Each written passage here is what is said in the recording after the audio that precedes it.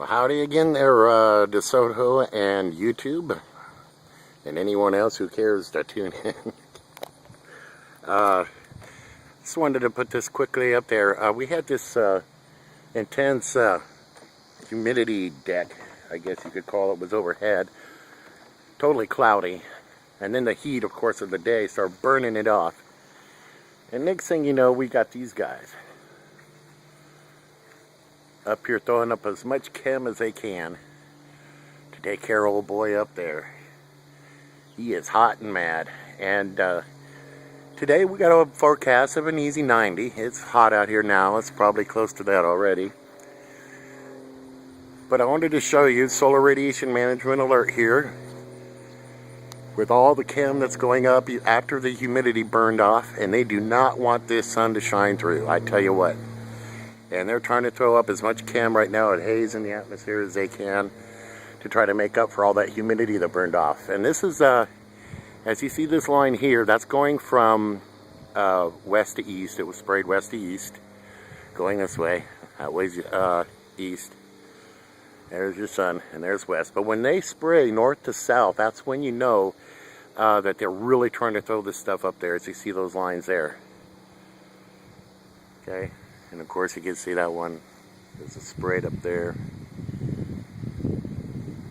But I had just 4 planes in the course of just minutes because of the humidity really started burning off really quick.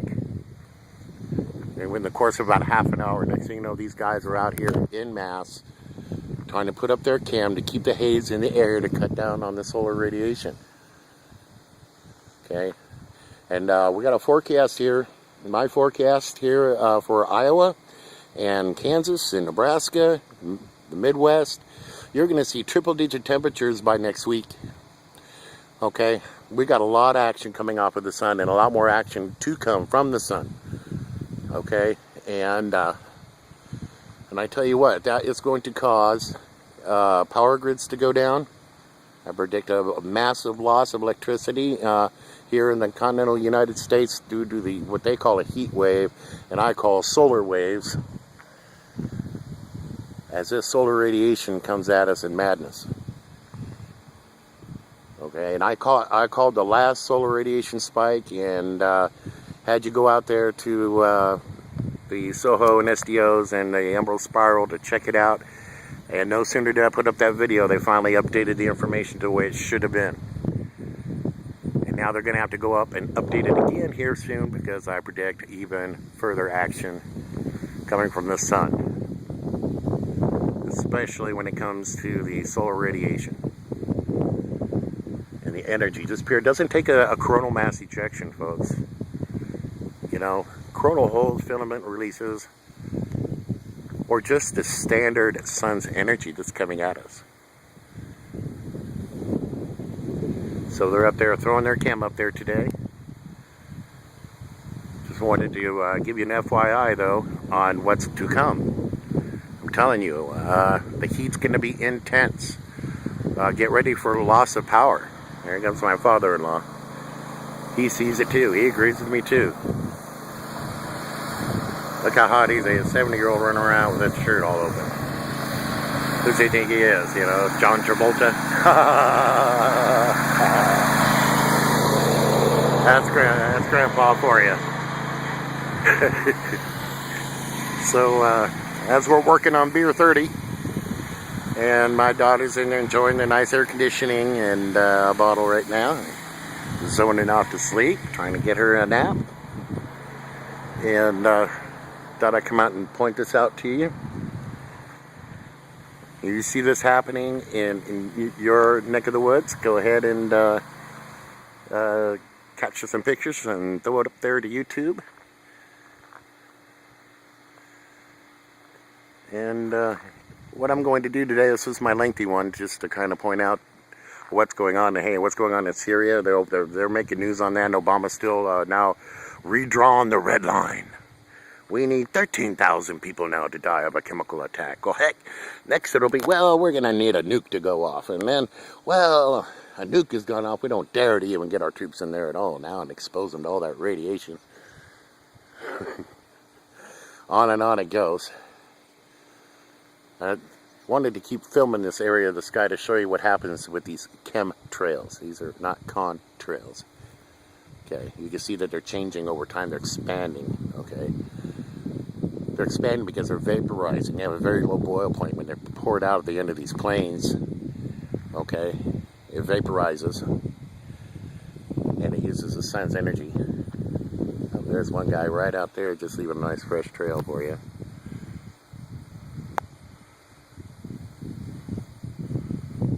I can't see it due to the reflection on my screen, but I'll zoom in there and hopefully I'm pointing in the right direction. As you can see him right now going through that cloud.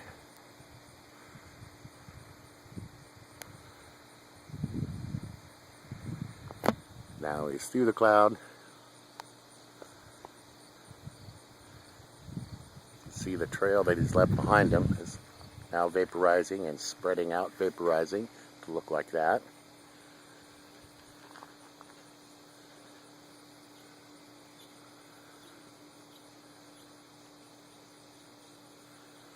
And I'm telling you, that sun's energy is just intense. I mean, I'm burning up out here, guys. I really am. And you guys probably are too, baking somewhere here in the United States.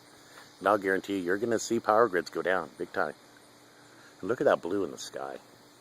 The way that sun is just burning it off. Like I said, they can't get this stuff up fast enough. Okay?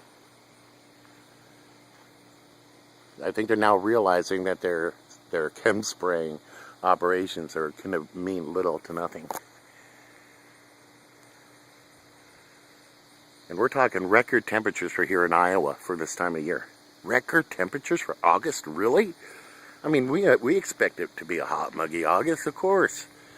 But record temperatures? See, like you see, it's not dissipating, it's spreading out and merging with that one that was there before. And they all combined to replace what the sun is burning off. I mean, I've been working on a nucleation theory about what's going on, so stay tuned for some of that. As I've been looking at through some of my observations about water nucleation, and because of the sun's energy, have we lost the ability for proper nuclearization of water molecules to have it rain, period? I mean, do we need to literally boil water in order to get it to even rain? Who knows? But something's going on up there that's obviously changed the weather patterns and the way things work. And it's definitely due to man's intervention. Now, it's not because of our industrialization, it's because of our invention called weather modification. And, you know, man has been trying to do that for, and has been doing it for actually thousands of years, just in their own ways, you know. Growers with fruit trees, they have pots that, you know, they light on fire to keep it warmer, you know, different stuff like that. Oh, there's a guy going right there in the cloud there, you can see him. Now it looks like he had just a contrail. What those are called markers. And I also wanted to point out too, all those wildfires out there, and we've run out of money to fight those fires. Oh my goodness. I used to be one of them firefighters, and I'm telling you, paying those guys 16 hours on the line ain't cheap. And they get hazard pay for all that stuff. And they really do try to do a good job, but you ain't got no more money to fight those fires. You're just going to let them rage, or the insurance companies who are then financially responsible, you know, they no longer can count on FEMA to fight the fires or to fund to fight the fires. They're sending in their own firefighters now, private teams, to protect their insured's homes. Now, this is what I'm talking about again. When your house is affected by the weather, whether it be fire, from a fire out west, or drought, and your crops are destroyed, your foundations are destroyed because of receding soil, or washed away because of flash flooding, okay? Or blown away because of a tornado. Or, hey, you're forced to move because your town runs out of water due to drought, etc. It's acts of man, not, you know, acts of God.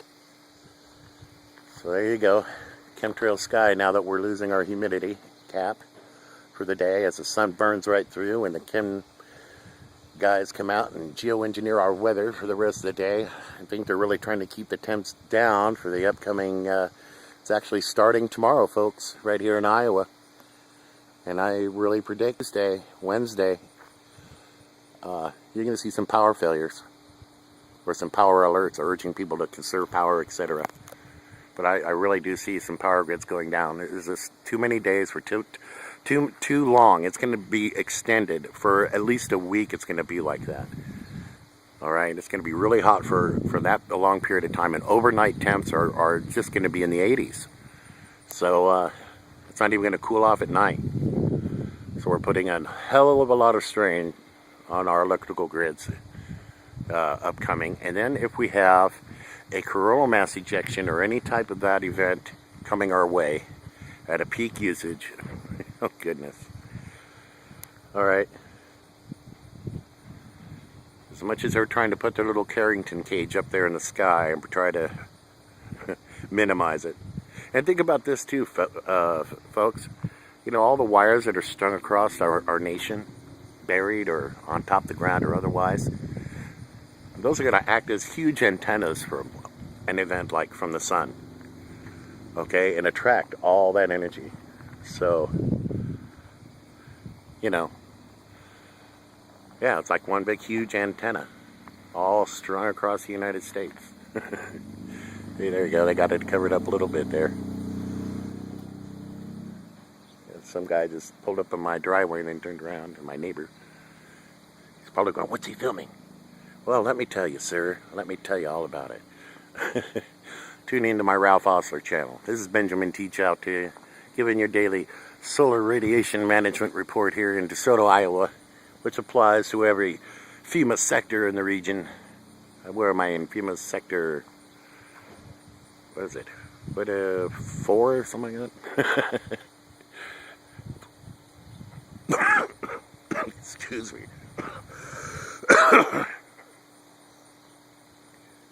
Yeah, pretty neat, guys. See how this spreads out?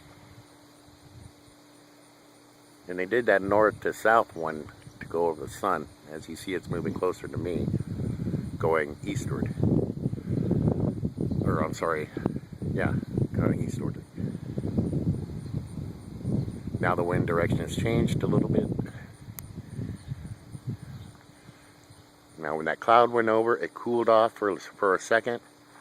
And now that cloud has moved away, and oh boy, whew, you can really tell the difference. Now that's what they're doing up there, SRM guys. Well, take care.